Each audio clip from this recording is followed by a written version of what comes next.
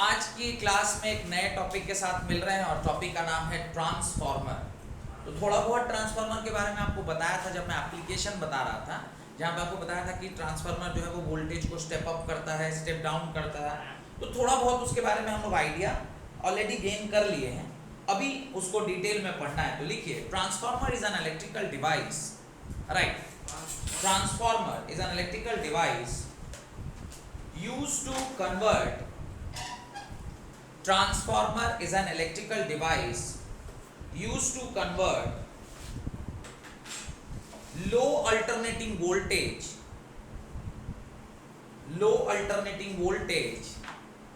at higher current into low alternating voltage at higher current into high alternating voltage at lower current, low alternating voltage at higher current into high alternating voltage at lower current and vice versa,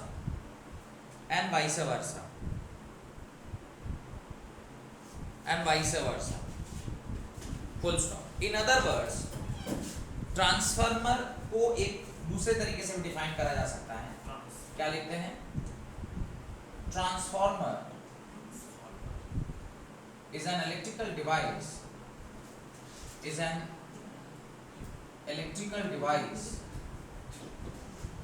which is used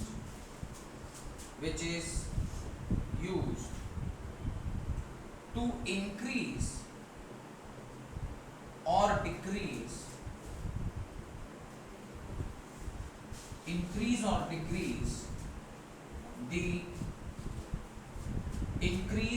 decrease the value of voltage.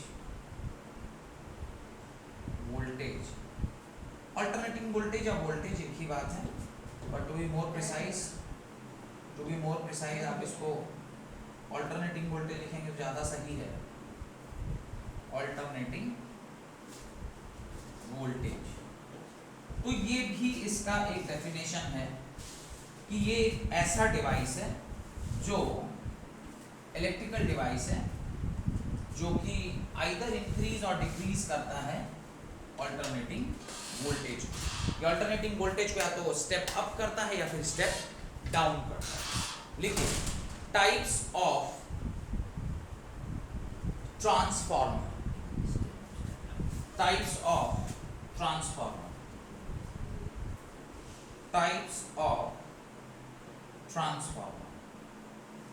और ये जो transformer हैं ये मुख्यतः दो प्रकार के होते हैं। एक का नाम होता है स्टेप अप ट्रांसफार्मर और एक का नाम होता है step down transformer. Step down transformer, step up transformer and step down transformer. Basic अगर हम बताएं कि ट्रांसफार्मर कैसा होता है देखने में, तो स्टेप अप को ही डिटेल में पढ़ लेते हैं। स्टेप अप, ऐसे स्टेप अप स्टेप डाउन दोनों को ही पढ़ेंगे, तो हेडिंग डालिए स्टेप अप ट्रांसफार्मर। पहले इसको डिफाइन करते हैं, फिर इसके डायग्राम को बनाएंगे। Right, the transformer which converts low alternating voltage step up, the transformer which converts, ये step up ट्रांसफार्मर की जगह गलती से step up डाउन लिखा गया, step up ट्रांसफार्मर। हाँ, the transformer which converts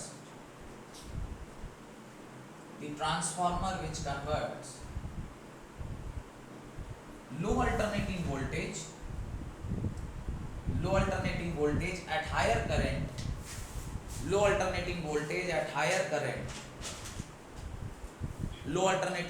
at higher current into a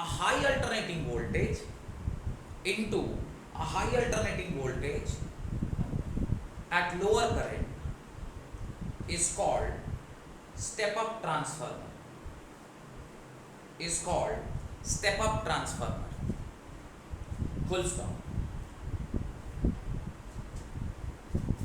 इसका अगर एक लाइन में डिफाइन करना हो तो हम लोग कह सकते हैं कि it is a transformer which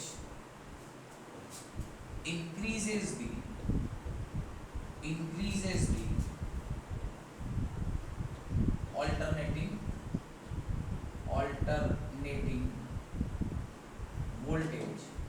alternating voltage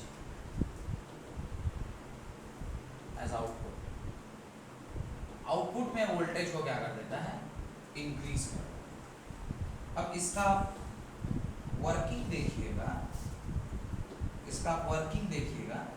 working मतलब कंस्ट्रक्शन देखिएगा। तो इसका कंस्ट्रक्शन कुछ ऐसा होता है, ध्यान से देखिए। ये इस तरह से हम लोग मैग्नेटिक, इस तरह का एक बार लेते हैं, इस तरह से हम लोग मैग्नेटिक बार लिए। इस मैग्नेटिक बार में इस एंड पर आप ये ऐसे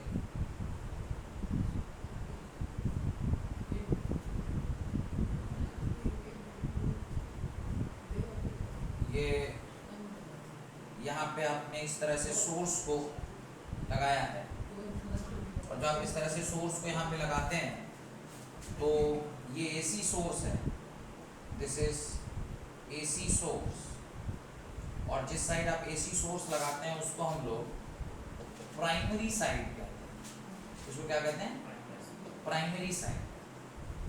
और दूसरे एंड पर जिस साइड आपको आउटपुट लेना है उस साइड पर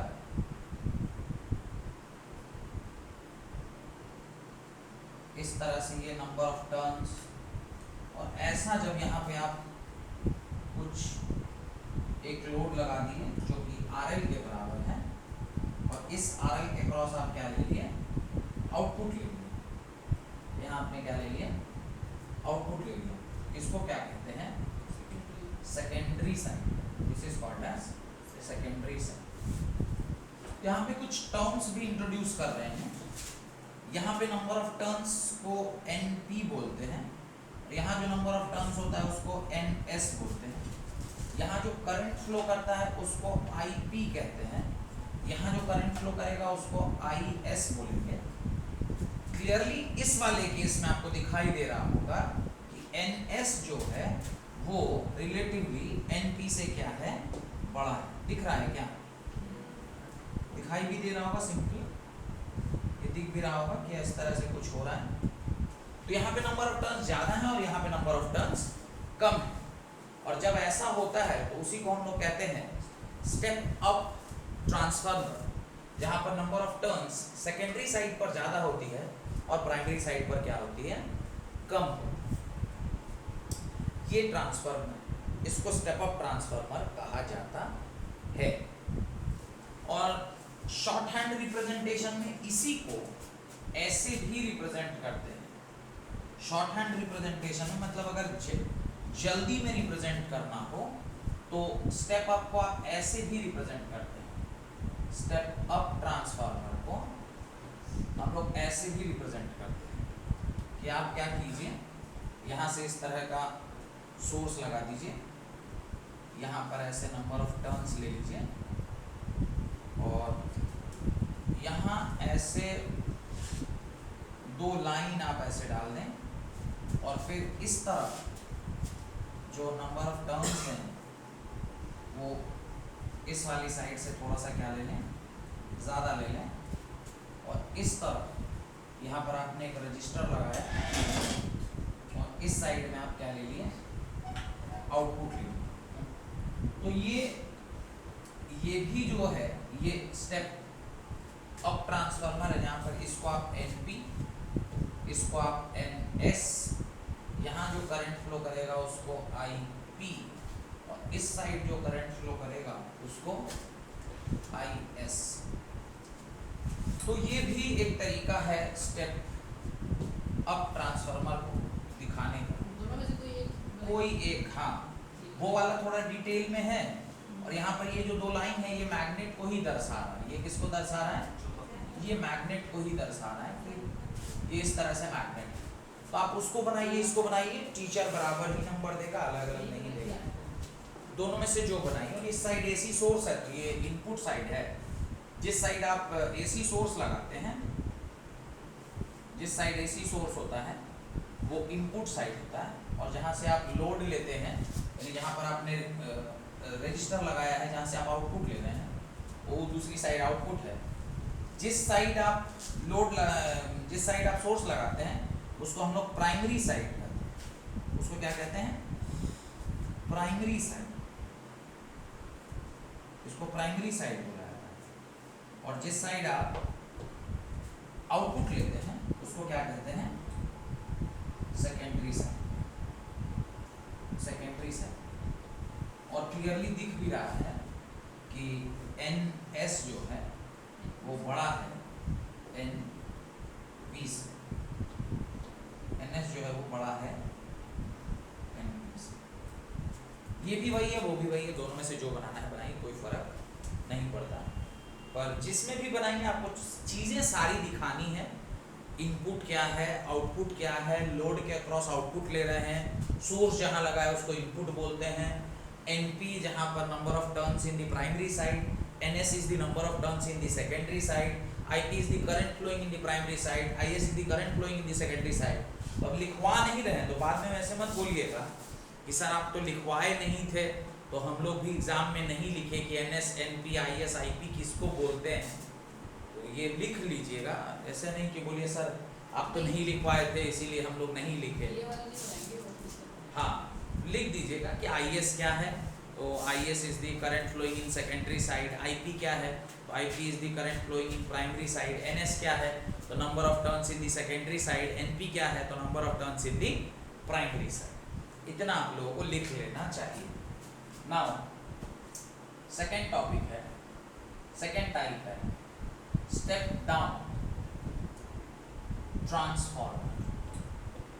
तो हेडिंग डालिए step down transformer. Step down transformer. Step down transformer की परिभाषा लिखिए। यहाँ पर अल्टीमेटली क्या होगा, वोल्टेज सेकेंड एंड पर डिक्रीज करेगा। तो लिखिए the transformer which converts, the transformer which converts high alternating voltage at lower current, the transformer which converts high alternating voltage at lower current into a low alternating voltage at higher current into a low alternating voltage at higher current is called step down transformer, is called step down transformer। तो इसी को step down transformer. दूसरे शब्दों में step down transformer की परिभाषा क्या है? हाँ, step down transformer is a device which decreases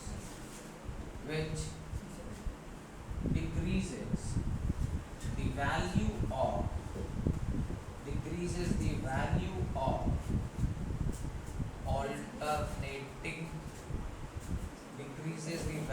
of alternating voltage। ये घटा देता है, तो घटाता है। तो ये भी देखने में वैसा ही होता है जैसा आपने पहला वाला बनाया था, पर इस बार सिर्फ अंतर इतना होगा, इस बार number of turns primary side में ज्यादा होंगी और number of turns secondary side पे क्या होंगी, कम हो जाएगी। तो इस तरह से जब आप बनाएंगे तो यहाँ पर जो इनपुट वाली साइड है, इस साइड पे नंबर ऑफ टर्न्स क्या होंगी, ज़्यादा होंगी। ये आपका AC सोर्स और इस AC सोर्स से ऐसा जुड़ा हुआ, this is your AC source.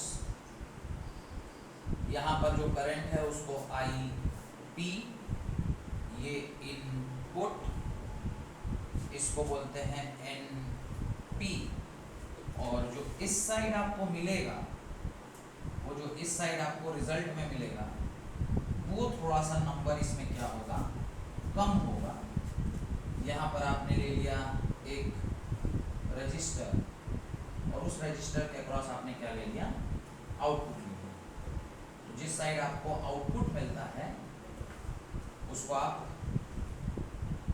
इस साइड के करंट को IS, और ये आपका कौन सा side, this is your primary side, this is your primary side and this is secondary side. और जो रिलेशनशिप स्टैब्लिश हुआ है वो देख के ही पता चल रहा है कि NP जो है ये बड़ा है NS। ये रिलेशनशिप स्टैब्लिश हुआ। ये बार मैग्नेट है, ये क्या है, ये मैग्नेट है, याद रखिएगा ये मैग्नेट है, मैग्नेट है। यही मैग्नेट तो on the principle of no electromagnetic, क्या ये क्या प्रिंसिपल पे काम करता है, म्यूचुअल इंडक्शन। म्यूचुअली इधर का तार से उधर के तार पे इंड्यूस हो रहा है वोल्टेज, तो म्यूचुअल इंडक्शन के आधार पर ये काम करता है। डन, बना ली। इसके भाई को भी बना लेते हैं, जो भाई अभी थोड़ी देर पहले आपको दिखाया था मैंने बना के। Step down transformer, step down transformer. Step down transformer को सिंपल तरीके से कैसे डिनोट करते हैं, तो ये यहाँ पर ये आपका सोर्स, यहाँ पर ये इस प्रकार का आपका सोर्स, और यहाँ पे चूंकि प्राइमरी साइड है, इस साइड नंबर ऑफ टर्न्स क्या होंगे, ज़्यादा होंगे। यहाँ पर ये आपका मैग्नेट, और इस तरफ जो नंबर ऑफ टर्न्स होंगे वो रिलेटिवली क्या होंगे, कम होंगे। और जिस तरफ नंबर ऑफ टर्न्स कम होते हैं, अगर प्राइमरी साइड, यहाँ से आप क्या ले लोगे, आउटपुट ले लोगे। ये आपका लोड है, इसको RL कह रहे हैं, यहाँ जो करंट है उसको IS, number of turns NS, ये NP, करंट IP, ये इनपुट, इसी को AC सोर्स भी कहते हैं, और ये जो है वो प्राइमरी साइड है, और ये वाली साइड जो है उसको सेकेंडरी साइड कहते हैं। और रिलेशनशिप है, NP जो है वो बड़ा है NS, और ये यहाँ पर इस प्रकार से। तो ये एक रिप्रेजेंटेशन है, दोनों में से जो भी आप बनाइएगा बात एक ही। हेडिंग आगे, principle of working of a transformer. Principle of the working of a transformer, इसमें PLE होगा, PLE, हाँ, a transform principle of working of a transformer. A transformer works on the principle of mutual induction. Transformer works on the principle of mutual induction. Transformer works on the principle of mutual induction. Mutual induction. Mutual induction. Full stop. आगे लिखिए. That is, an EMF is induced in the coil. That is, an EMF is induced in the coil. An EMF is induced in the coil when a changing current flows. An EMF is induced in the coil when changing current flows through it. An EMF is induced in the coil when a changing current flows through it in nearby coil through its nearby coil। नजदीक वाले coil में जब कभी भी, already diagram बनाया हुआ है मैं उसी पर बता देता हूं, यहां पर कंटिन्यूअसली आपका जो ये है करंट है वो चेंज कर रहा है। तो इसके चेंज होने से आपको याद होगा जब हम लोग फैराडे का एक्सपेरिमेंट किए थे और वहां से अल्टीमेटली क्या पाए थे, तो हमने यही पाया था कि changing current produces, changing magnetic field produces induced EMF. तो यहाँ पर चेंजिंग करंट है, the changing current will produce changing magnetic field and that changing magnetic field will produce induced EMF in which coil, the secondary coil. तो primary coil में current दिया और secondary coil में आपको ईएमएफ इंड्यूस हुआ, और उस ईएमएफ इंड्यूस होने से करंट यहाँ पैदा हुआ और उसके आधार पर आपने आउटपुट यहाँ प्राप्त कर लिया। आउटपुट मिलने का कहानी तो वहां पढ़े थे, अब रह गया कि आउटपुट ज्यादा मिलेगा कि आउटपुट कम मिलेगा। तो उसके लिए हम लोग ये चैप्टर के ऊपर डिपेंडेंट है। हेडिंग डालिए कंस्ट्रक्शन, हेडिंग डालिए construction. Right, it consist of two separate coils of insulated construction. It consist of, point wise लिखिए 1 2 3 4 कर। It consist of two separate coil of insulated wire. It consists of two separate coil of insulated wire wound, W-O-U-N-D, wound on a same laminated iron core, on a same laminated iron core, same laminated iron core। अब देखिए यहाँ पे दो नया शब्द आ गया, एक तो सेम कह रहा है जबकि हम लोगों ने यहाँ पर अलग अलग साइड पर बांध रखा है। एक तो ये सेम, ठीक है, फिर भी मैग्नेट सेम है पर सेम लैमिनेटेड आयरन कोर की बात कर रहा है। एक तो लैमिनेशन वर्ड का यूज आया, तो ये लैमिनेटेड क्यों कर रहे हैं इसको, आयरन कोर में सॉफ्ट आयरन ही ले रहे हैं। तो कुछ 3-4 बातें यहाँ पर हम लोग को और समझनी है, उसको समझेंगे, पहले लिख लेते हैं। Same laminated iron core, full stop. One coil is connected to AC input, नहीं सेम पॉइंट में, one coil is connected to AC input, one coil is connected to AC input, one coil is connected to AC input, one coil is connected to AC input called as primary coil, called as primary coil, and other winding which gives the output, other winding which gives the output is called secondary coil। तो दूसरी side पे जो हमें मिला है उसको हम लोग क्या कहते हैं, सेकेंडरी कॉइल। डन। तो जहां से आपने सोर्स को कनेक्ट किया है वो प्राइमरी कॉइल, और जहां से आप आउटपुट लेते हैं वो secondary coil. Point, next point, the primary coil is connected to, the primary coil is connected to a source of alternating voltage. A primary coil is connected to a source of alternating voltage VP,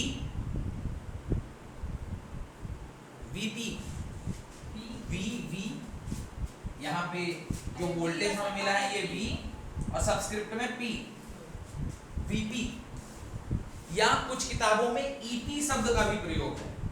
induced EMF है ना, EP भी लिखा हुआ है कुछ books में, तो आप EP लिखिए, VP लिखिए, दोनों चलेगा,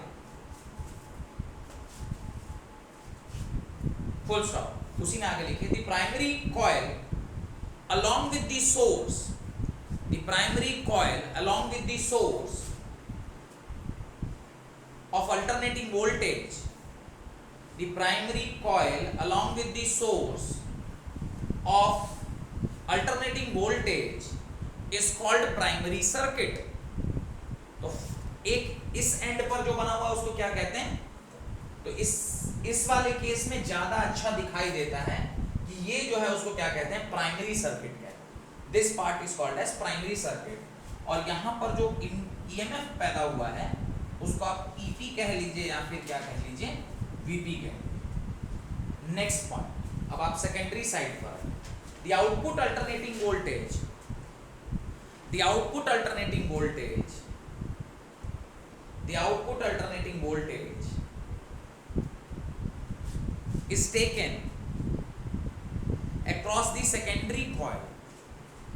the output alternating voltage is taken across the secondary coil, is taken across the secondary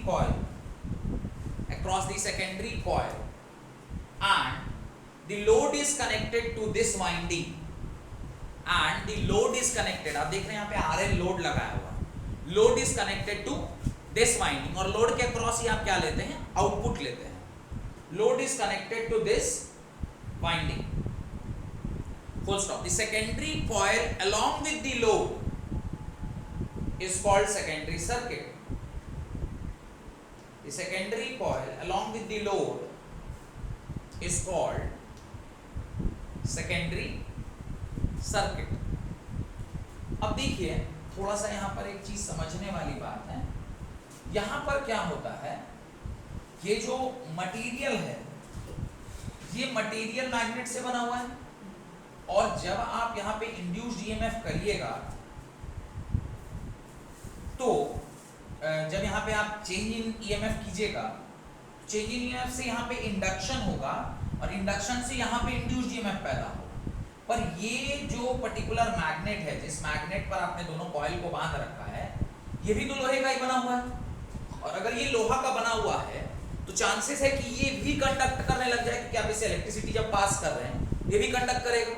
अगर ये कंडक्ट करने लग गया तो जो टोटल एनर्जी यहाँ से ट्रांसमिट हुई थी वो पूरा वहां ट्रांसमिट नहीं हो गया, कुछ तो रास्ता में लॉस हो गया। ये लॉस हुआ ना, एक तरीके का लॉस ही है ना, कि हमारा जो करंट है, वो जो एनर्जी टोटल यहाँ से हम ट्रांसमिट कर रहे थे, जो कि पूरा प्राइमरी साइड से कहाँ ट्रांसमिट होना चाहिए था, सेकेंडरी साइड को ट्रांसमिट होना चाहिए था। बिकॉज जो मटेरियल हम यूज कर रहे हैं वो कौन सा मटेरियल है, वो लोहे का बना हुआ है, फेरोमैग्नेटिक है या फेरी मैग्नेटिक है, जिसमें मैग्नेटाइजिंग प्रॉपर्टी है, तभी नो मैग्नेट है, और वो भी लोहे का अगर बना हुआ है या उसमें लोहे के जैसा कुछ प्रॉपर्टी है, वो भी कंडक्ट करेगा। और वो अगर कंडक्ट करने लग गया तो देयर इज लॉस, वो कुछ लॉस करेगा रास्ते में। अब लॉस कर गया तो मानिए यहाँ से 100% जो निकला वहां से एफिशिएंसी घट गई, और हम लोग तो चाहते हैं ऐसा मशीन बनाना जिसकी एफिशिएंसी अच्छी हो, 100% हो या 80% हो, कम से कम 30-35% तो ना हो, रास्ते में इतना लॉस ना हो जाए।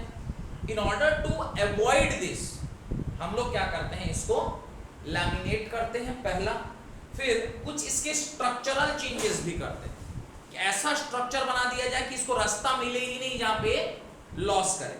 फिर कुछ ऐसा भी करते हैं कि अगर मान लीजिए इसमें ऐसा तो नहीं कि हम 100% करंट रोक देंगे, अब लोहा है तो करंट तो उसमें फ्लो करेगा ही, तो एकदम से नहीं रोक सकते, तो कुछ ऐसा उपाय लगाते हैं कि इसके हीट को मिनिमाइज किया। अब करंट फ्लो करेगा तो कहीं ना कहीं उसमें लॉस भी होगा, थोड़ा भी करंट फ्लो करेगा तो I2R लॉस आएगा, अब उस I2R लॉस को भी हमको सेव करना है। तो कई तरीके से सारे प्रॉब्लम्स इसमें आ रहे हैं, तो देखेंगे आगे चल के कि जब ट्रांसफार्मर का पूरा कंस्ट्रक्शन पढ़ लेंगे, उसकी पूरी प्रिंसिपल पढ़ लेंगे, उसके बाद देखेंगे इसमें कितने प्रकार के लॉसेस होते हैं और फिर उन लॉसेस को कैसे कैसे करेक्शन किया जाता है। तो एक 3 नंबर का क्वेश्चन अलग से भी कई बार बन जाता है कि what are the different losses of a transformer and what are the corrective measures. 5 नंबर में आया तो आया, नहीं तो 3 नंबर में भी कई बार ये क्वेश्चन पूछ लेता है कि what are the different losses of a transformer, what are is corrective measures. तो अभी फिलहाल यहां तक आपने लिख लिया है, हेडिंग डाली है थ्योरी, ये आपने प्रिंसिपल लिखा, कंस्ट्रक्शन लिखा, प्रिंसिपल लिख लिए, कंस्ट्रक्शन लिख लिए, अब लिखिए थ्योरी। अब लिखिए थ्योरी। अब थ्योरी क्या है, यहाँ पे कंस्ट्रक्शन में बना नहीं रहे, सीधे थ्योरी के ऊपर आ रहे हैं। Theory on which transformer works, transformer works, किस तरीके से या किस हिसाब से ये काम करता है। तो लिखिए according to Faraday's law of electromagnetic induction, according to Faraday's law of electromagnetic induction, the induced EMF in the primary coil, according to Faraday's law of electromagnetic induction, the induced EMF in the primary coil is given by EP is equal to minus electromagnetic induction, the induced EMF in the primary coil is given by EP is equal to minus NP d∅dt। Done. इसको आप मान लें equation number 1। फिर आप लिखें the induced EMF in the secondary coil is given by the induced EMF in the secondary coil is given by ES is equal to minus NS d∅dt। तो ये equation number 1, ये equation number 2, दोनों equation को आप क्या कीजिए, divide कर दीजिए। Right. On dividing equation 1, on dividing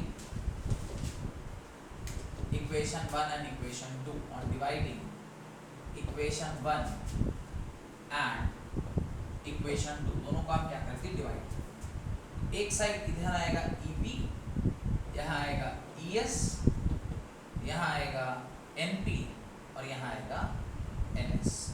तो डिवाइड आप करिएगा तो यही आएगा। कैसे? अब यहीं पर डिवाइड कर दीजिए दोनों को। तो डिवाइड करिएगा, ये माइनस से माइनस कट जाएगा, ये d∅dt से d∅dt कट जाएगा। क्या बच जाएगा? EP/S इज इक्वल टू, ये बच गया, यही बचा। इसको आप क्या कर दीजिए, डब्बे में बंद कर दीजिए। इसको क्या कर दिया, डब्बे में बंद कर दिया। और लिखिए NP/NS या NS/NP, NS/NP जो होता है उसको K से डिनोट किया जाता है। और this is called as transformer ratio.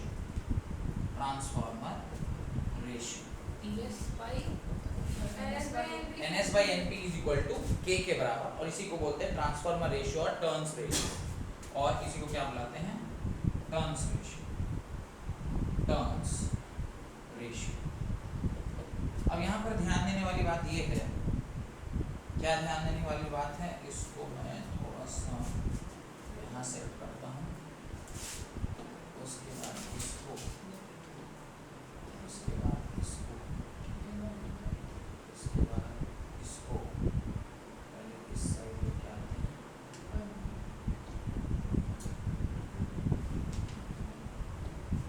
तुम आ जाओ यहाँ पे। अब यहाँ देखिए EP/S, यहाँ ध्यान से देखें, यहाँ पर पॉइंट नंबर 1 क्या कह रहा है, अगर NS बड़ा हो जाए NP से। आप क्या पढ़े हैं, आपने इसके बारे में कुछ पढ़ा है क्या, कि अगर NS जो है वो NP से क्या हो जाए, बड़ा हो जाए, तो सेकेंडरी साइड पर नंबर ऑफ टर्न्स क्या हो जाएंगे, ज्यादा हो जाएंगे। नंबर ऑफ टर्न्स अगर सेकेंडरी साइड पे ज्यादा है तो ये किस केस है, स्टेप अप ट्रांसफार्मर है।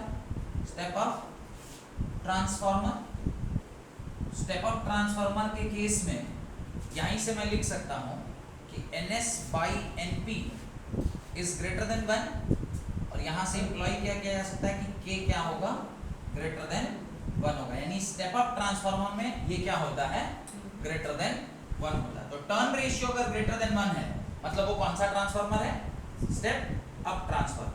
सिमिलरली सेकंड पॉइंट में आप क्या लिख सकते हैं, NS अगर छोटा है NP से, यानी NP बड़ा हो गया, अगर NP बड़ा हो गया उसका क्या तात्पर्य है, ये कैसा ट्रांसफार्मर है, स्टेप डाउन ट्रांसफार्मर है। और स्टेप डाउन ट्रांसफार्मर है, इसका क्या मतलब है स्टेप डाउन ट्रांसफार्मर का, कि NS/NP, NS/NP ये लेस देन 1 है, और इसका मतलब है कि K क्या हो गया, लेस देन 1 हो गया, और K लेस देन 1 माने स्टेप डाउन ट्रांसफार्मर। तो अभी अगर K ग्रेटर देन 1 मतलब step up transformer, K less than 1 मतलब स्टेप डाउन ट्रांसफार्मर। डन। इसको भी आप अपनी कॉपी में लिख लीजिए। Two fast two furious. अभी अगर स्टेप अप ट्रांसफार्मर है, स्टेप अप ट्रांसफार्मर है, तो आप अभी क्या देखें, स्टेप अप ट्रांसफार्मर में, स्टेप अप ट्रांसफार्मर में क्या देखें, K का वैल्यू क्या है, बड़ा है कि छोटा है, K का वैल्यू 1 से बड़ा है, यानी K इज ग्रेटर देन 1। अभी आपने थोड़ी देर पहले देखा था कि ES/EP इज इक्वल टू होता है NS/NP के बराबर, और ये क्वांटिटी अगर 1 से बड़ी है तो मैं ये लिख सकता हूं कि ES भी जो है वो क्या होगा, EP से बड़ा होगा। और ES अगर EP से बड़ा है यानी output voltage is greater than input voltage, output voltage is, मैं लिख सकता हूं ना कि output voltage is greater than input voltage.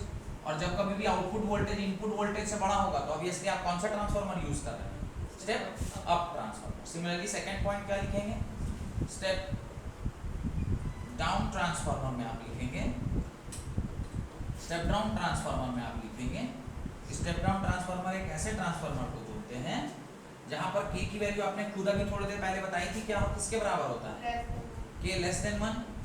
ये अगर लेस देन 1 है तो आपने भी पढ़ा है ES by EP is equal to किसके बराबर, NS by NP के बराबर। और ये क्वांटिटी आप खुद कह रहे हैं किसके बराबर हो जाएगा, लेस देन 1। और अगर ऐसा हुआ तो आप कह सकते हैं कि ES जो है वो छोटा हो जाएगा EP से। ES छोटा EP से तभी होता है जब आउटपुट वोल्टेज क्या हो जाए, आउटपुट वोल्टेज छोटा हो गया, आउटपुट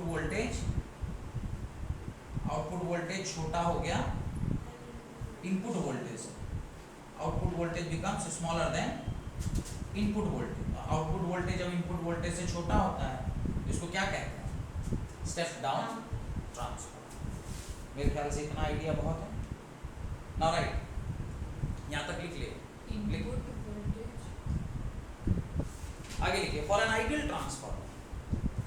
अब आइडियल ट्रांसफार्मर में लॉस नहीं होता, ऐसा मानते हैं कि for an ideal transformer, for an ideal transformer, वैसे आइडियल ट्रांसफार्मर जैसा दुनिया में कुछ होता नहीं है, पर एक जहां पर लॉस नहीं है मतलब उसको क्या मान रहे हैं, आइडियल ट्रांसफार्मर। तो लिखिए अ ट्रांसफार्मर, इसके अंदर लिखिए a transformer in which there is no loss of energy, a transformer in which there is no loss of energy is known as ideal transformer, is known as ideal transformer। A transformer in which there is no loss of energy is known as ideal transformer। तो no loss of energy मतलब output power must be equal to input power। Loss नहीं होगा तो ये लिख सकते हैं, लिख सकते हैं, लिख सकते हैं। और अगर आप इसको ऐसा लिख रहे हैं इसका क्या मतलब है, इसका मतलब है EP into IP must be equal to ES, उल्टा लिख दिया क्या, आउटपुट में S होगा ना,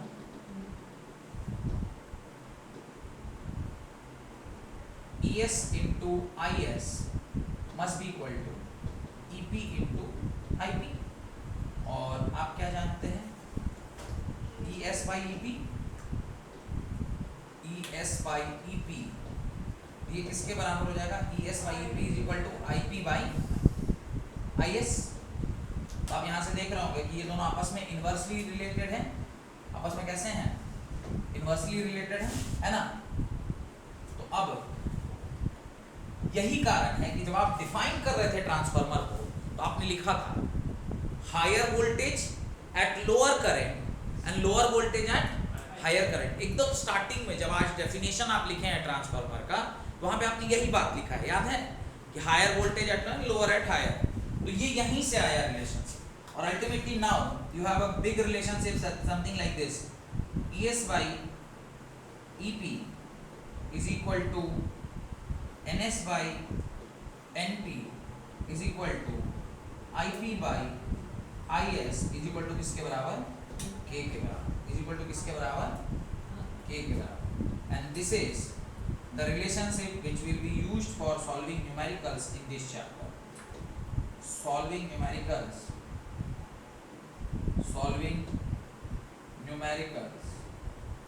यही रिलेशनशिप आपके क्या आएगा, काम आएगा।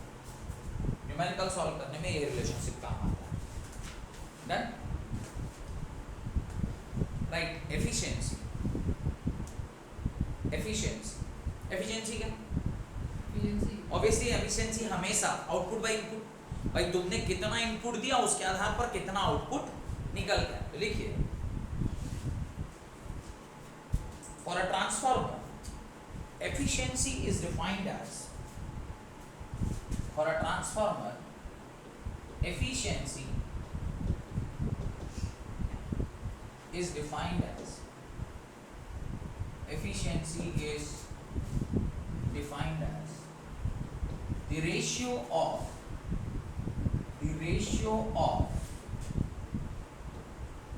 output power by या to input power, output power to input power, इसका जो रेशियो है वही क्या है, वही efficiency. Eta is equal to output power divided by, तो कई बार एफिशिएंसी भी दिया रहता है, उससे भी कई बार रिलेशनशिप आ जाता है, तो ये ध्यान रखना है formula, output power by input power. ये eta is equal to output power क्या लिख सकते हैं, ES इंटू IS, और ये क्या लिखेंगे, EP into IP। Ideal transformer के केस में ये 1 हो जाएगा, तो ये 1 तभी होता है नहीं, फॉर एन आइडियल ट्रांसफार्मर, तो ये 1 हो गया था, और इसी हिसाब पे आपने लिख दिया था ES into IS must be equal to EP into IP, ठीक है। पर ये हर बार 1 होगा ऐसा जरूरी नहीं है, सिर्फ आइडियल ट्रांसफार्मर के लिए एफिशिएंसी कितनी होती है, 100% होती है, यानी रेशियो उसका क्या हो जाता है, 1 के बराबर। तो लिखें the efficiency of ideal transformer is 100%, लिखिए उसके नीचे ये सब लिख लेने के बाद, the efficiency of ideal transformer is 100%, whereas the transformer used for our practical uses in day-to-day life, whereas the transformer used for the practical purposes in day-to-day life has an efficiency varying from, in day-to-day life has an efficiency varying from 90 to 99%। तो जो normal practical transformer होता है, for practical purposes,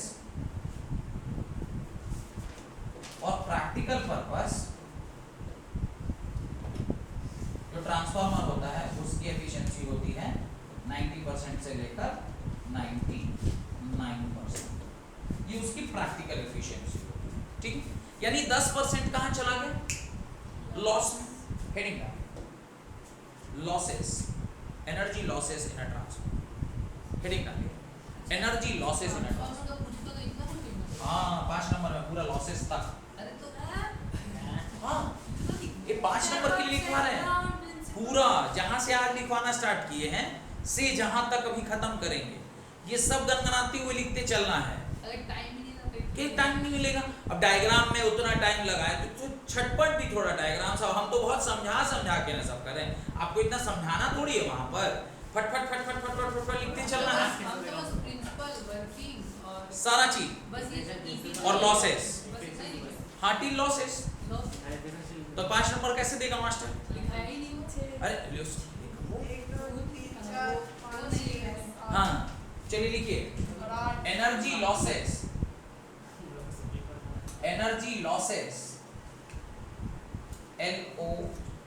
LOSSES होता है, हाँ LOSSES losses in a transformer. ये बड़ा ही important question भी एक लिखवा रहा हूं। अब देखिए कभी कभी क्या होता है, अगर 5 नंबर में आएगा ना तो इसको डिस्क्राइब नहीं करना है, सिर्फ 5 नाम लिख देना है। मतलब अगर ये आपके 5 नंबर में आएगा तो सिर्फ नाम लिख दीजिएगा, 1 2 3 4 करके नाम लिख दीजिएगा। लेकिन अगर यही एक अलग से सवाल आ गया तो फिर इसको 3 नंबर में पूरा एक पॉइंट को डिस्क्राइब भी करना रहता है, और उसका कैसे ठीक करना है, यानी करेक्टिव मेजर क्या है वो भी लिखना है। तो लिखिए पहला copper losses, COPPER, copper losses. तो मैं ऐसे लिखवा रहा हूं एज इफ ये 3 नंबर का क्वेश्चन है। आप 5 नंबर में जब लिखिएगा तो खाली नाम लिख लीजिएगा, right. Energy lost in winding of a transformer, energy lost in the winding of a transformer is called copper loss. Energy lost in the winding of a transformer is called copper loss. अब आपने जो transformer बनाया था उसमें आपने ध्यान होगा कि आपने ऐसा जो ट्रांसफार्मर बनाया है उस ट्रांसफार्मर में आपने बहुत सारा तार यूज किया है। ध्यान आ रहा है? बहुत सारा तार यूज किया है, ऐसे आपने बहुत सारा तार यूज कर रखा है। अब जो ये आप तार यूज किए हैं, अब इस तार में करंट फ्लो कर रहा है। क्या फ्लो कर रहा है? करंट फ्लो कर रहा है। यहाँ से कुछ करंट फ्लो करेगा, इधर भी करंट फ्लो कर रहा है। जो भी करंट आप इसके अंदर फ्लो करा रहे हैं, अब वायर में करंट फ्लो करेगा तो आप जानते हैं एक लॉस होता है जिसका नाम है आई स्क्वायर आर लॉस। क्योंकि कॉपर का वायर है और आपने आई स्क्वायर उसके अंदर करंट फ्लो करा दिया, तो जो लॉस हुआ उसको क्या बोलते हैं? आई स्क्वायर आर लॉस बोलते हैं। क्लियर? तो ये पहला लॉस है। Now right, now right, this copper loss takes place on both the sides, same point में this copper loss takes place in both the sides, that is on primary as well as secondary, takes place on both the sides, क्योंकि winding दोनों side है ना, तो primary as well as secondary, primary as well as secondary, तो दोनों side होता है। अब इसका उपाय क्या है? तो इसका एक ही उपाय कि भाई इस लॉस को आप क्या कर दीजिए? मिनिमाइज कर दीजिए। इस लॉस को मिनिमाइज करने का हमारे पास एक ही तरीका है। क्या तरीका है? आप रेडियस को क्या कर दीजिए? रेडियस बोलते हैं, रेजिस्टेंस को क्या कर दीजिए? कम कर दीजिए। रेजिस्टेंस कैसे कम होगा? R इज इक्वल टू होता है रो एल बाई ए। अगर इसको डिक्रीज करना है तो ऑब्वियसली इसको क्या करना पड़ेगा? इंक्रीज। तो इन ऑर्डर टू मिनिमाइज, लिखिए, in order to minimize the copper losses, thick wires are used in the transformer. In order to reduce the copper losses या minimize the copper losses, thick wires are used in the transformer. Thick wire use किया, और logic thick wire का मैंने यहाँ पर आपको बताया। Question में जो आया था ना, हाँ, मुझे एग्जाम में आया था बोला, उसमें थिक वायर का बोला कि नहीं होगा, उससे लॉस नहीं होता। थिक वायर से लॉस नहीं होता। थिक वायर से लॉस, अरे मतलब आप लिखे ना, हाँ, थिक वायर से लॉस नहीं होगा, कम होगा, मिनिमम होगा। और हमिंग साउंड से होता है। हमिंग साउंड भी तो लॉस ही है, वो भी लॉस है। Done. Point number 2, flux leakage loss. पहला लॉस क्लियर है? पहला loss clear? Now right, flux leakage loss. दूसरा लॉस है flux leakage loss. Flux leakage loss, flux leakage loss, flux leakage loss. What is flux leakage loss? अब लिखिए उसके अंदर, इन transformer the coupling of primary and secondary coil, in transformer the coupling of primary and secondary coil, the coupling of primary and secondary coil is not perfect, is not perfect, not perfect मतलब जो couple किया गया है primary और secondary को उतना सही तरीके से नहीं किया गया, जिसकी वजह से कुछ मैग्नेटिक फील्ड लाइन के लॉसेस आपको देखने को मिल सकते हैं। जो मैग्नेटिक फील्ड लाइन बाहर रह गया, और जो मैग्नेटिक फील्ड लाइन बाहर रह गया वो मेरे काम नहीं आ रहा है, जिसकी वजह से उसकी एनर्जी उसमें ट्रांसमिट नहीं हो पा रही। तो लिखें आगे, it means the magnetic flux linked with the primary coil, the magnetic flux linked with the primary coil is not same as, is not same as the flux linked with secondary coil, flux linked with secondary coil।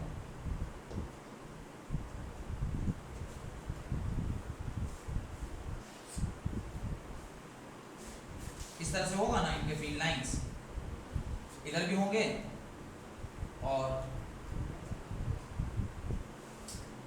इधर भी field lines होंगे। तो ये जो field lines है ये आपस में लिंक करेगा ना, ये आपस में एक दूसरे के साथ क्या करेगा? ऐसे लिंक करेगा। नहीं, बता रहे हैं आपको पढ़ाने के लिए। तो ये सब आपस में क्या रहेगा, एक दूसरे, इधर की पूरी एनर्जी जब तक इस तरफ ट्रांसमिट नहीं होगी तब तक तो पूरा का पूरा इलेक्ट्रिक फील्ड का एनर्जी इधर से उधर ट्रांसमिट नहीं हो पा रहा है, माने खेल गड़बड़ हो गया खेला। In order to reduce this हम लोग क्या करते हैं, कुछ इसके स्ट्रक्चरल चेंजेस करते हैं। तो लिखिए आगे, is not equal to the magnetic flux linked with the secondary coil. So a certain amount of electrical energy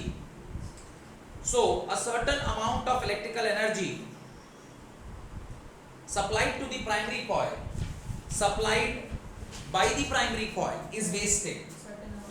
Certain amount of electrical energy supplied by the primary coil is wasted. Therefore primary coil is wasted. Therefore, in order to improve the flux leakage loss, in order to improve the flux leakage loss, a structural change, the flux leakage loss, a structural change is done in the transformer. A structural change is done in the transformer in order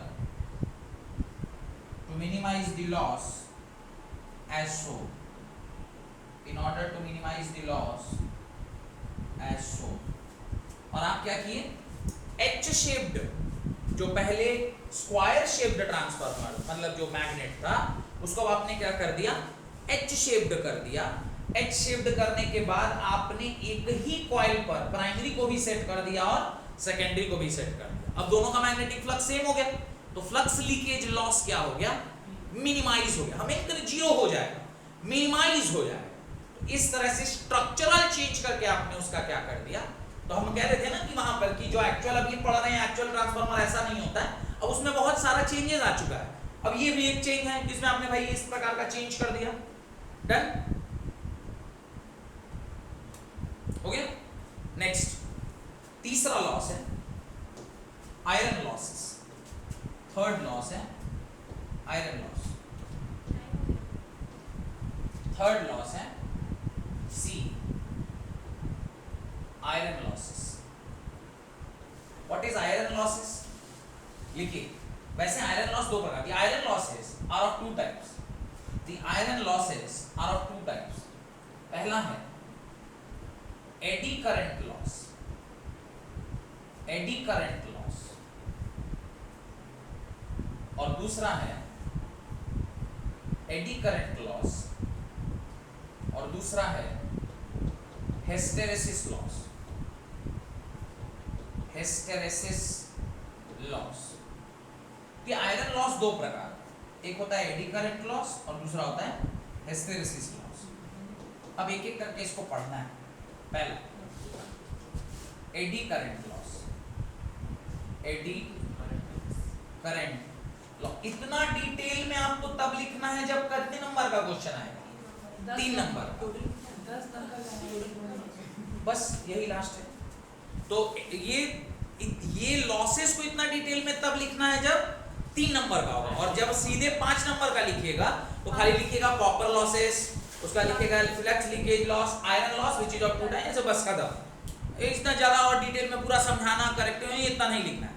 लेकिन अगर loss का अलग से एक सवाल आ गया तब पूरा आपको ये एक्सप्लेन कर लेना। लिखिए AD current loss, when the changing magnetic flux linked with the iron core of a transformer, when changing magnetic flux linked with the iron core of the transformer,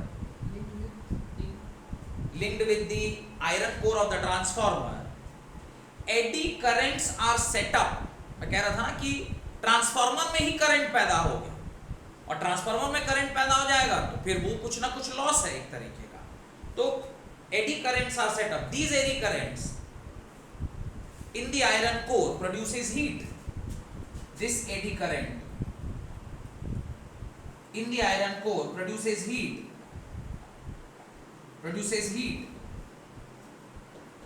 जो कि I/R के बराबर, जो कि I स्क्वायर R के बराबर, ये heat produce करेगा। ये क्या प्रोड्यूस करेगा? हीट प्रोड्यूस करेगा। I स्क्वायर R की I square R loss.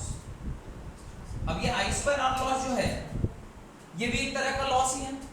How to minimize this? Right, full stop, comma, which leads to wastage of power, which leads to wastage of power. Therefore, laminated cores are used, laminated cores are used to reduce eddy current loss, eddy current loss। Laminated core, अब laminated core क्या है? ये जो पूरा का पूरा transformer है, इसको ये जो मेटल है, मतलब जो मेटल सरफेस है, उसको आपने क्या किया? लेयर्स में चेंज कर दिया। उसको आपने क्या किया? लेयर्स में चेंज कर दिया। जब आप उसको लेयर्स में चेंज किए हैं,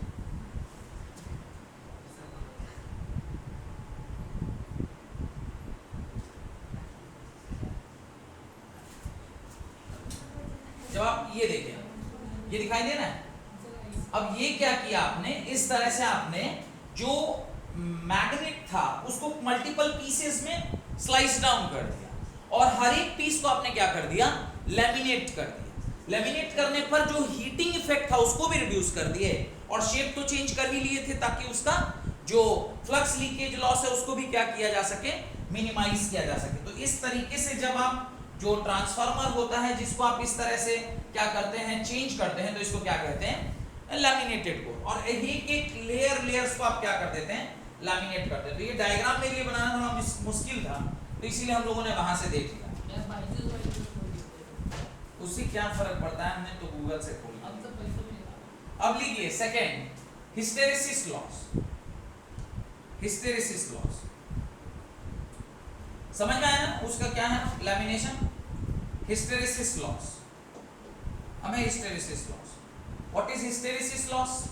right, what is hysteresis loss? लिखिए, when alternating current passes through the primary coil of the transformer, when alternating current passes through the primary coil of a transformer,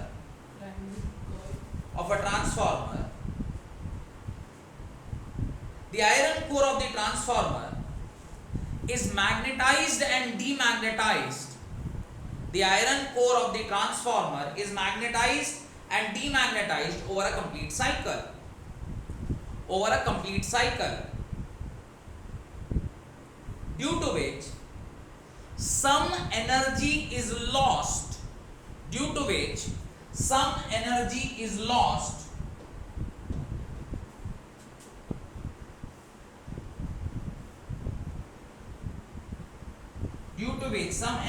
lost in magnetizing and demagnetizing iron core.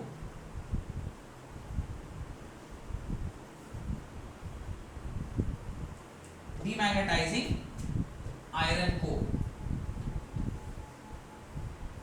तो continuously ये magnetising और demagnetising का काम जो है वो चलता ही रहता है। इसको तो आप कुछ कर नहीं सकते, हाँ बस थोड़ा सा क्या कर सकते हैं?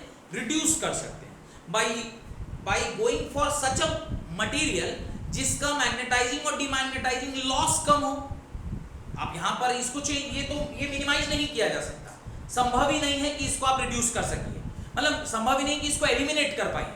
एलिमिनेशन संभव नहीं है, हाँ रिडक्शन संभव है कि हम ऐसा मटेरियल यूज कर लें जो कि मैग्नेटाइजेशन और डीमैग्नेटाइजेशन के क्रम में जो लॉसेज है उसको हम क्या कर दें? मिनिमाइज कर दें। और इसके क्रम में आप सॉफ्ट आयरन कोर यूज करते हैं। तो लिखिए, in order to reduce the hysteresis loss, a soft iron core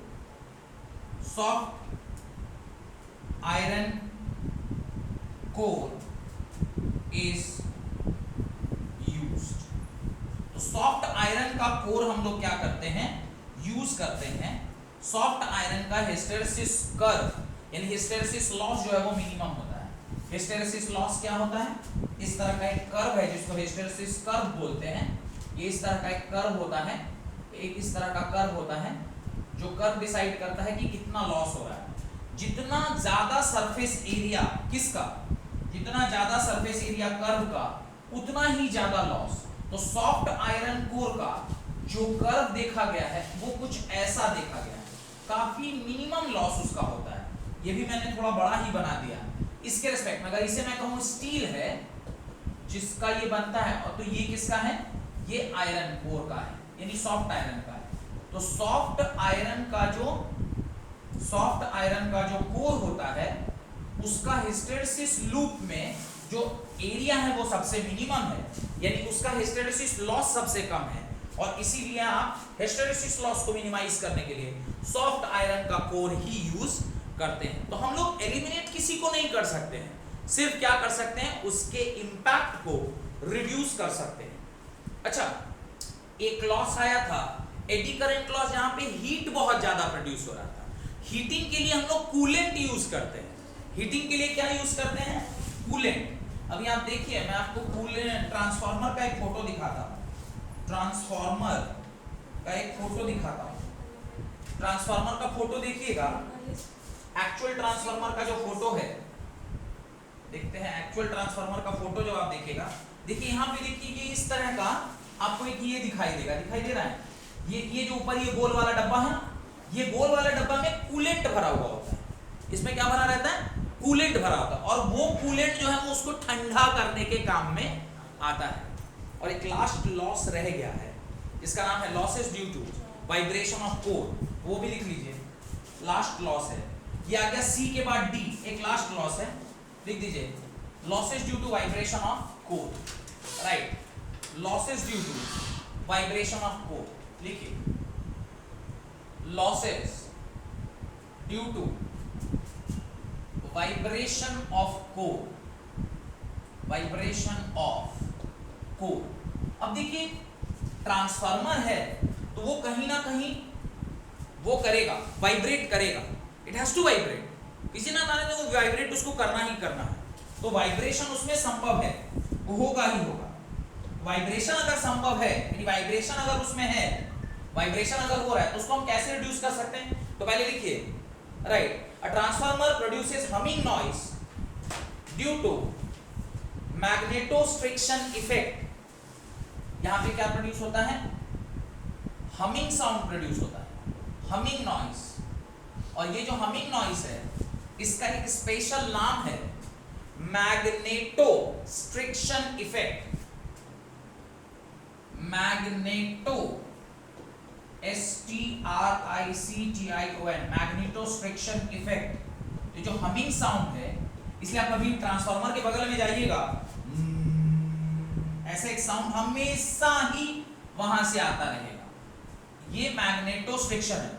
और अल्टीमेटली अगर साउंड भी प्रोड्यूस हो रहा है तो वो भी तो लॉस है, क्योंकि एनर्जी, भाई sound is a form of energy, और कहीं से साउंड भी पैदा हो रहा है तो कोई अपने से तो पैदा हो नहीं रहा, कहीं ना कहीं one form of energy must be converting into other form of energy, तो कुछ ना कुछ तरीके से लॉस तो हो ही रहा है। तो some energy is lost in the form of, full stop, हाँ, some energy is lost in the form of mechanical energy to produce vibration of the core. तो कुछ एनर्जी, और इसको आप मिनिमाइज या रिड्यूस नहीं कर सकते, ये होगा ही होगा। इसीलिए चाहे कितना भी अच्छा ट्रांसफार्मर हो, उसके बगल में जब आप खड़ा होइएगा तो पुराना ट्रांसफार्मर होगा तो ज्यादा आवाज आएगा, नया ट्रांसफार्मर होगा तो कम आएगा, पर आएगा जरूर, इसको आप घटा भी नहीं सकते हैं, ठीक। तो क्या आएगा, some electrical energy is lost in the form of mechanical energy to produce vibration in the core, to produce vibration in the core. Done. अब दो छोटे छोटे टॉपिक रह गए, वो दोनों टॉपिक को हम लोग कंप्लीट कर लेते हैं, तो ये चैप्टर भी क्या हो जाएगा, कंप्लीट हो जाएगा। हेडिंग डालिए इलेक्ट्रिकल रेजोनेंस। यहां पे जाके ट्रांसफार्मर आपका क्या हो गया, कंप्लीट हो गया। Electrical resonance, electrical resonance. अब क्या है इलेक्ट्रिकल रेजोनेंस, इसके बारे में पहले चर्चा करेंगे और फिर इलेक्ट्रिकल रेजोनेंस क्या होता है। बोले इलेक्ट्रिकल रेजोनेंस एक ऐसा कंडीशन है एक सीरीज एलसीआर सर्किट में सीरीज एलसीआर सर्किट क्लास में पढ़े थे।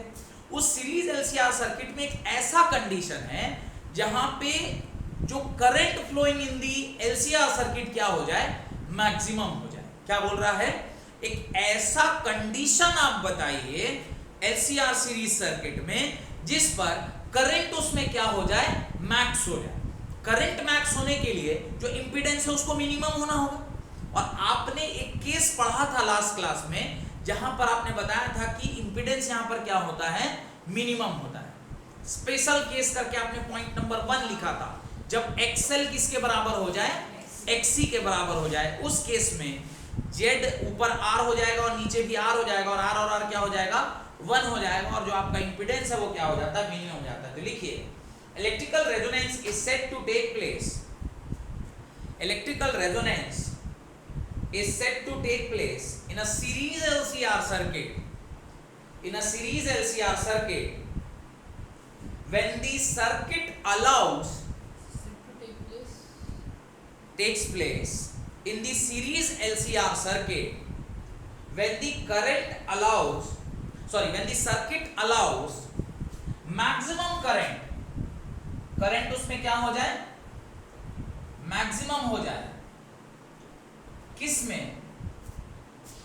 किसमें, एक सीरीज एलसीआर सर्किट में, सीरीज एलसीआर सर्किट में करंट क्या हो जाए, मैक्सिमम हो जाए। और आप जानते हैं I इज इक्वल टू होता है V बाई Z। ये अगर आपको मैक्स होना है तो इसको क्या होना पड़ेगा, मिन होना पड़ेगा। लिखिए आगे, current maximum allows maximum current for a given frequency of the source. उस स्टेटमेंट को पूरा कर लीजिए। When the circuit allows maximum current for a given frequency of the source of alternating supply for a given frequency of a source of alternating supply, full stop।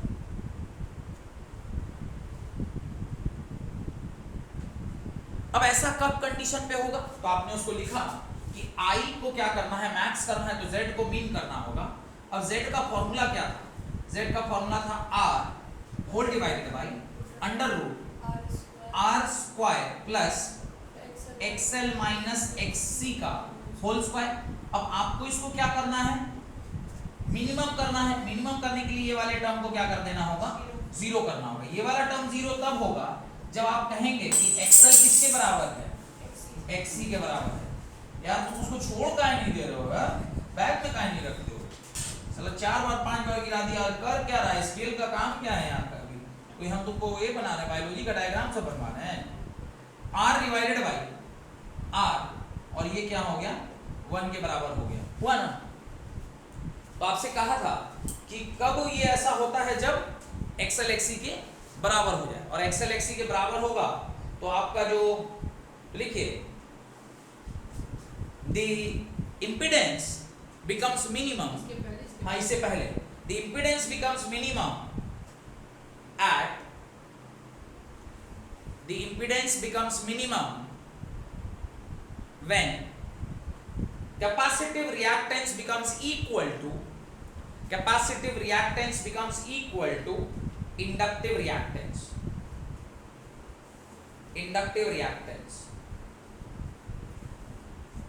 inductive reactance।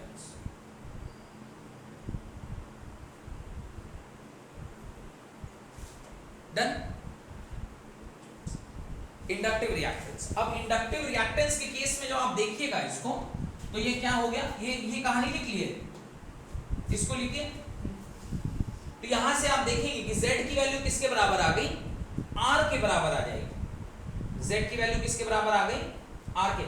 अच्छा मैंने गलती कर दिया यार, नहीं गलत है, Z इसके बराबर थोड़ी होता है, ये तो tan थीटा होता है। Z तो सिर्फ इसके बराबर है, under root R square plus XL minus XC का होल स्क्वायर। ये वाली क्वांटिटी क्या हो गई, 0 हो गई। तो Z जो होगा वो किसके बराबर हो जाएगा, अंडर रूट R स्क्वायर के बराबर, और Z किसके बराबर हो जाएगा, R के। तो ये Z R के बराबर। तो यहाँ से हमें पता चला आई जो है वो किसके बराबर होता है, V बाई R के बराबर। तो जब ये सब आप लिख लीजिए, तो जब कभी भी रेजोनेंट सर्किट यानी इलेक्ट्रिकल रेजोनेंस होगा वो तभी होगा जब एक सर्किट में तीनों ही कंपोनेंट होंगे। कौन कौन सा, इंडक्टर भी होगा, कैपेसिटर भी होगा और रेजिस्टर भी होगा। और इंडक्टर और कैपेसिटर दोनों की वैल्यू क्या हो जाएगी, मैंने उसके रिएक्टेंस की वैल्यू क्या हो जाएगी, 0 हो जाएगी। लिखिए आगे, if XL is equal to XC for a particular frequency mu naught, if XL is equal to XC for a particular frequency, यहां तक लिख लिए थे ना, इसके नीचे लिखना है, for if XL is equal to XC for a particular frequency mu naught, then the impedance of series LCR, then the impedance of series LCR is given by Z is equal to R, Z is equal to R, and at this particular frequency mu naught, and at this particular frequency mu naught, and at this particular frequency mu naught, the current amplitude in series LCR, and at this particular frequency mu naught, the current amplitude in series LCR circuit becomes maximum, becomes maximum.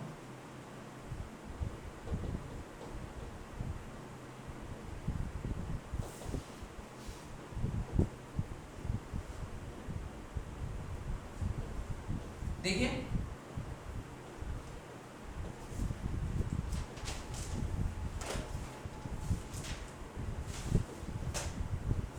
यहां तक तो मेरे ख्याल से कोई doubt नहीं होना चाहिए, देखते जाइए।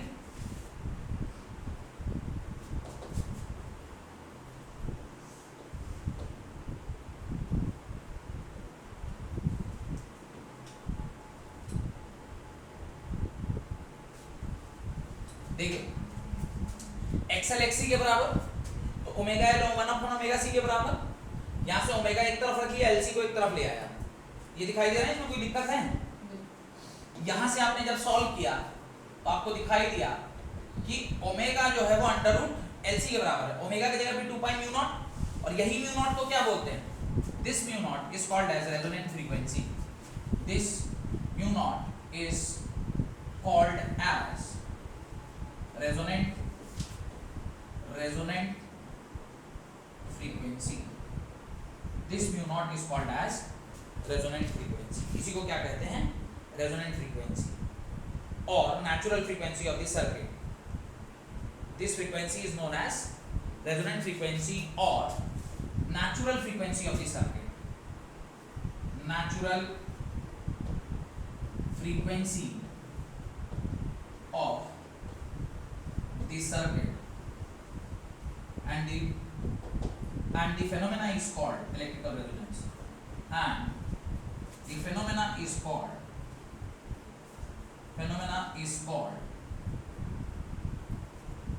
electrical resonance, electrical resonance done. इसको क्या कहते हैं, इलेक्ट्रिकल रेजोनेंस। ओके, हेडिंग है sharpness of resonance and Q factor. नहीं, रेजोनेंस के अंदर ही है, sharpness of resonance, sharpness of resonance and Q factor, resonance and Q factor, X factor में Q factor, sharpness of resonance and Q factor. अब देखिए होता क्या है, जब आप ग्राफ बनाइएगा किसके किसके बीच में, करंट वर्सेस ओमेगा के बीच, ओमेगा मतलब यहाँ पर फ्रीक्वेंसी, एंगुलर फ्रीक्वेंसी। तो जब आप इसके बीच में ग्राफ बनाइएगा तो ये ग्राफ देखने में कैसा रहता है, मैं उसको दिखाता हूँ आपको कि ये ग्राफ देखने में कैसा होता है।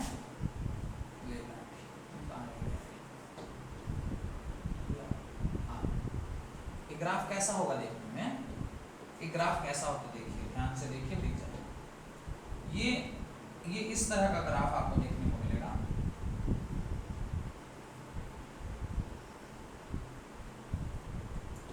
पीक एक ही जगह रहेगा, ठीक है, पीक सबका एक ही जगह है, लेकिन लगभग पीक एक के ऊपर एक है, ये थोड़ा सा लग रहा है गड़बड़ा गया, अब ठीक है, सबका पीक एक ही ऊपर एक है ना, लगभग ये पीक सबका एक ही जगह है, पीक सबका एक ही जगह, ठीक है, लगभग लग रहा है एक ही जगह। इस तरह से आप ग्राफ बना लीजिए, जहां पर पहला वाला जो कर्व है वो R1 रजिस्टर पर है, दूसरा वाला R2 पर है। एग्जाम में खाली ये ग्राफ भी एक बार पूछे हुए और सीधे रिलेशनशिप पूछ ले रहा है कि भाई किसके बीच में क्या रिलेशनशिप है, किसका रेशियो ज्यादा होता है किसका कम। तो यहाँ पे है कि R3 is greater than R2 is greater than R1।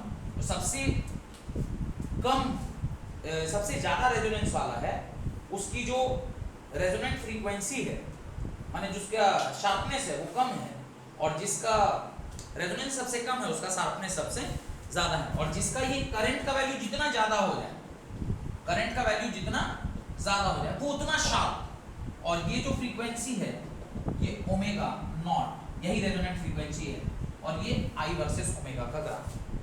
Done.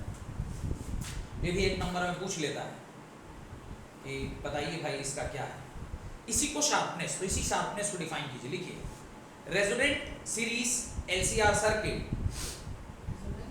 Resonant series LCR circuit is used to respond selectively. Resonant series LCR circuit is used to respond selectively to signals of given frequency, to signals of given frequency, and discriminating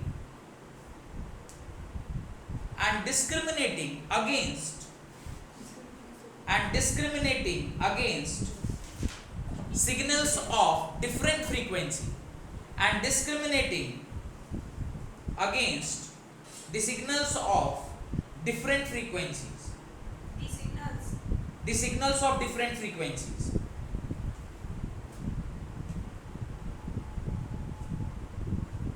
Full stop. If the response to the LCR circuit is narrowly peaked, if the response to the LCR circuit is narrowly peaked, narrowly मतलब narrow है, बहुत कम है, देखिए यहाँ पर जो peak point का जो ये है, जो आपका पीक पॉइंट का जो ओमेगा का फ्रीक्वेंसी है ये बहुत कम है, मीन फ्रीक्वेंसी से इसका जो वेरिएशन है वो काफी कम है, लेकिन जो सबसे लास्ट वाला है उसको देखिएगा, उसका जो मीन फ्रीक्वेंसी से जो वेरिएशन है वो थोड़ा ज्यादा है, तो ये ज्यादा सेलेक्टिव है, ये बहुत सेलेक्टिव रेंज में काम करेगा, whereas ये थोड़ा बड़ा रेंज में काम करेगा। तो ज्यादा अच्छा कौन, जिसकी सेलेक्टिविटी हाई हो। सेलेक्टिविटी किसकी हाई, जिसका रेजोनेंस, शार्पनेस ऑफ रेजोनेंस ज्यादा हो, और शार्पनेस ऑफ रेजोनेंस किसका ज्यादा होता है, जिसका आर का वैल्यू क्या हो जाए, कम हो जाए। तो इसके ऊपर जब भी आएगा तो असर्शन रीजन या ऑब्जेक्टिव क्वेश्चन ही आएगा, इसके ऊपर कभी थ्योरी नहीं पूछेगा, यही पूछ लेगा किसका रेजिस्टेंस ज्यादा कम, किसका शार्पनेस ज्यादा होगा, किसका कम होगा, किसका रेंज ज्यादा है, किसका रेंज कम होगा। अगर ये फंडामेंटल क्लियर है, ये डायग्राम क्लियर है, तो इससे आप कोई भी आंसर कर पाएंगे। तो लिख दीजिए, if the response of the series LCR circuit is narrowly peaked around a given resonant frequency, peaked, peak माने उसका जो पीक्ड है, around a given resonant frequency, then resonance curve is sharp, resonance curve is sharp, and the circuit has higher selectivity, and the circuit has higher selectivity, and the circuit has higher selectivity। तो जिसका sharpness ज्यादा उसका selectivity ज्यादा, sharpness ज्यादा होने का मतलब है कि एम्पलीट्यूड ऑफ करंट क्या होना चाहिए, मैक्सिमम होना चाहिए। किसमें सबसे ज्यादा है करंट, R1 में सबसे ज्यादा है, करंट ज्यादा होने का मतलब है रेजिस्टेंस क्या होगा, कम होगा, और इसलिए R3 सबसे छोटा, सबसे बड़ा, फिर R2 और सब R1। करंट ज्यादा होता है रेजिस्टेंस कम, क्योंकि I = V/R आपने लिखा था, ये बात हो गई। Full stop, paragraph change.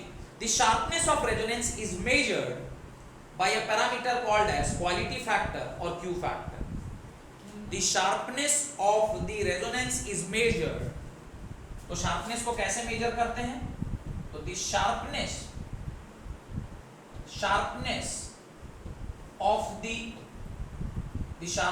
of the resonance is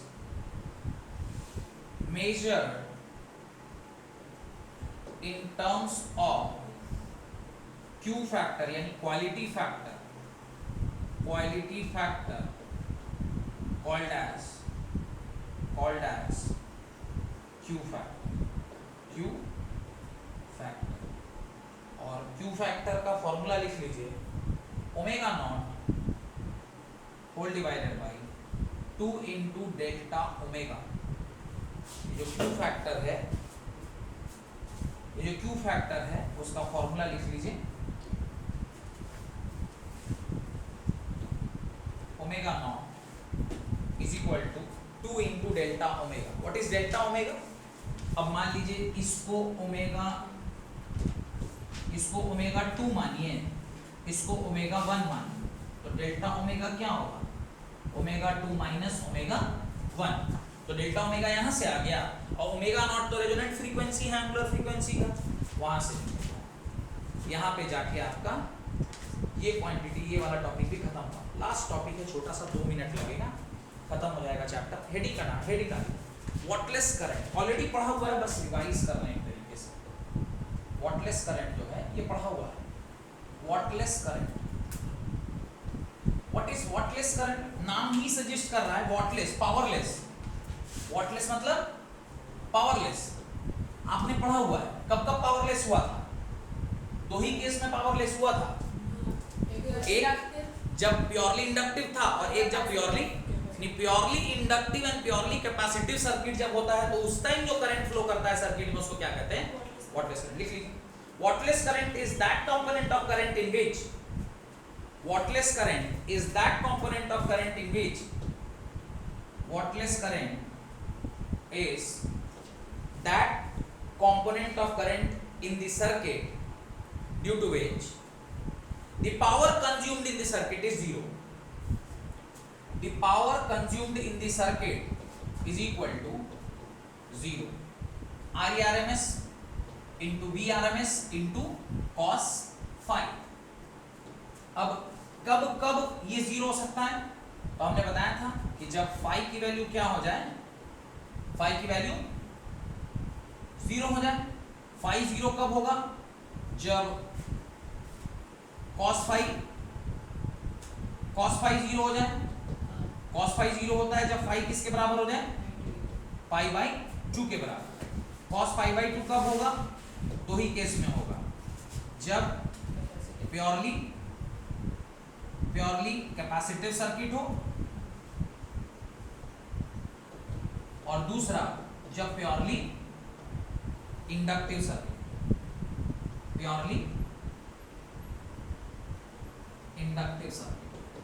तो 2 ही केस में ये क्या होता है? 0 होता है, जब वो प्योरली कैपेसिटिव सर्किट हो या फिर प्योरली इंडक्टिव सर्किट। डन। इन दोनों केस में एवरेज करंट क्या हो जाता है? एवरेज जो पावर है वो क्या हो जाता है? 0 हो जाता है। और वो करंट जब इस टाइम फ्लो कर रहा होता है उसी को क्या कहते हैं? Wattless current. तो लिख दीजिए वॉटलेस करंट, तो डिफाइन कर दिए ना, है ना सर? और इसके नीचे सब लिख दिए। और वॉटफुल बोल देगा तो वॉटफुल मतलब फाई 1 हो जाएगा। फाई 1 होगा जब cos फाई 1, यानी फाई का वैल्यू क्या हो जाएगा? तो वो क्या कहलाता है? वॉटफुल होता है। तो लगे हाँ, तो लिख ही लीजिए, काहे बोलिएगा कि सर नहीं लिख पाए। वॉटफुल करंट भी लिख ही लीजिए। वॉटफुल करंट कब होगा? जब फाई का वैल्यू क्या हो जाए? 1। फाई का वैल्यू cos फाई कब 1 होगा? cos फाई 1 होगा जब फाई का वैल्यू क्या आ जाएगा? सॉरी, फाई का वैल्यू 1, तब cos फाई 0 होगा। हाँ, ये उल्टा कर दिया। ये नहीं ठीक किए तो पाई इक्वल्स टू 0 है। हाँ, यहाँ कुछ गड़बड़ हो गया है। अरे ऊपर वॉटलेस करके नीचे पाई इक्वल्स टू 0। ये ना, ये 0, फाई 0 तो cos फाई 1, तो ये 0 में हो ही गया जो लिखना था। यानी जब ऐसा, और ऐसा कब होता है? तो P average is equal to IRMS into VRMS into cos phi. तो cos फाई क्या हो गया? cos फाई हो गया 1, तो P एवरेज किसके बराबर? IRMS इंटू VRMS के बराबर। और IRMS VRMS तभी होता है जब प्योरली कैसा सर्किट हो, प्योरली रेजिस्टिव सर्किट। तो जब प्योरली रेजिस्टिव सर्किट होगा तो व्हाट फुल करंट, और जब इंडक्टिव एंड कैपेसिटिव सर्किट होगा तो व्हाट लेस करंट। डन। यहां पर जाके पूरे चैप्टर का थ्योरेटिकल पार्ट कंप्लीट हो गया। अब एक दिन और 2 घंटे की क्लास लगेगी, जिस दिन सिर्फ और सिर्फ और सिर्फ और सिर्फ न्यूमेरिकल कराएंगे सभी टॉपिक के ऊपर। क्या क्या टॉपिक है? एक टॉपिक है आपका मीन वैल्यू ऑफ करंट, एक है एवरेज वो जो आरएमएस वैल्यू ऑफ करंट, उसके बाद आप सीधे आ जाइए एलआर, एलसी, एलसीआर, उसके ऊपर जो जेड निकालो, वोल्टेज, करंट, वो सब के ऊपर, और फिर सीधे किसके ऊपर? ट्रांसफार्मर के ऊपर। यही 4-5 टॉपिक है, सब टॉपिक के ऊपर क्वेश्चन कर लीजिएगा, आपका ये चैप्टर क्या हो जाएगा? समाप्त हो जाएगा। आज ये चौथा क्लास था, 5वें क्लास में आपका चैप्टर खत्म। बहुत बहुत धन्यवाद आज की क्लास अटेंड करने के लिए।